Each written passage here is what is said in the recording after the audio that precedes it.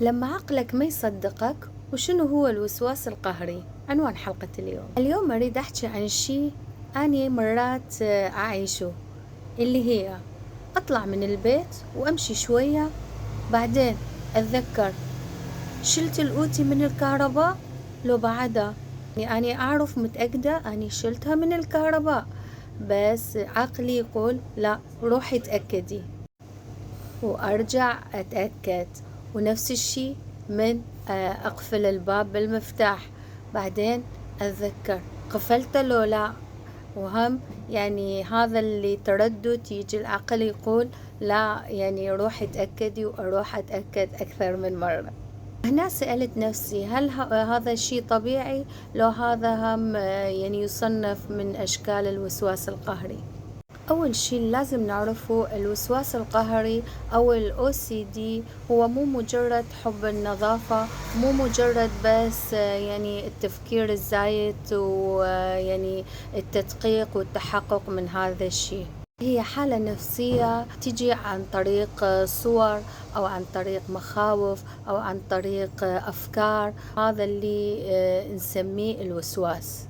وبعدين هذا الشخص يحاول يسوي شيء حتى يخفف هذا القلق أو الخوف مالته، وهذا يسمى السلوك القهري.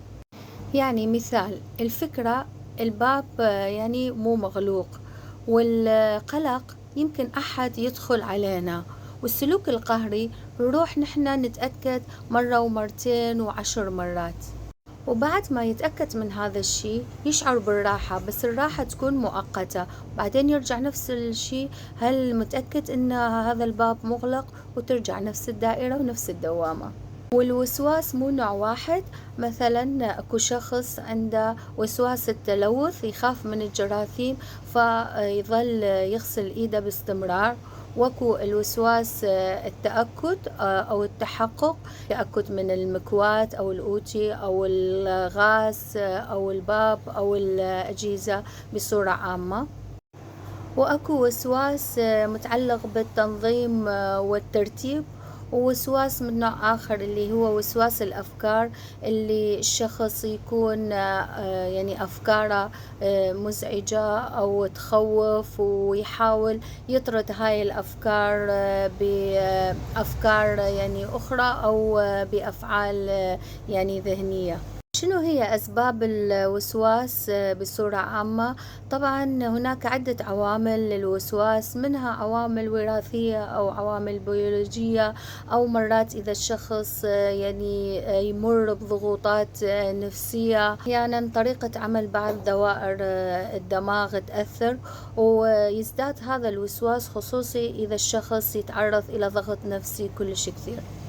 والوسواس القهري عنده علاج، منها علاج سلوكي يعني حتى يتدرب حتى ما يأثر عليه، أو علاج بالأدوية حسب الحالة.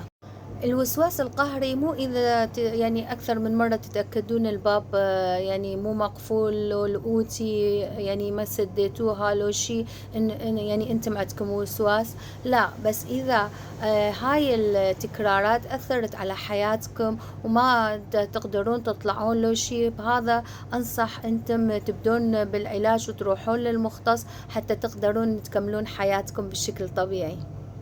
يعني إذا شخصتم بالوسواس القهري، هذا مو معنات إنه عيب أو نخجل منه أو إنه يعني هذا عنده علاقة بالجنون، بالعكس هذا حالة من كثير حالات، وإذا يعني وصلت يعني طريقة تتعبون بها تلقون العلاج، وبالعكس هاي شجاعة منكم إذا بديتم بالعلاج، لأن العقل مثل الجسم تماما، إذا تعب يحتاج إلى رعاية. وعندي سؤال لكم، انتم هم عندكم عادات تكرروها حتى تشعرون بالراحة؟ شنو هي؟ اكتبوا لي بالتعاليق. ولأن حديثنا من القلب إلى القلب مع مارسيليا، انتظروني بالحلقات الجاية. باي.